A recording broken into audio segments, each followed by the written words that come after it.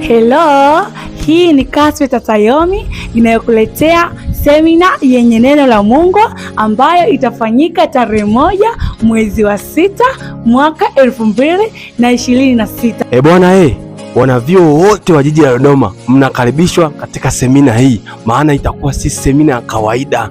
Utafunguliwa maisha, uponyaji na kujifunza neno la Mungu. Usipangi kukosa. Kweli usipangi kukosa, maana semina hii itakuwa baraka tele kwa maisha ya vijana. Yatafanyikia Mipango for Takers Route 9 kuanzia saa 2 kamili usiku mpaka saa 3 kamili usiku. Sisi kama uongozi wa Fort Acres Kasweta Tayomi tumeweza kupata semina hii, ama tumepata kibali mbele za Bwana kuendesha semina hii ndani ya campus ya Fort Acres Mipango.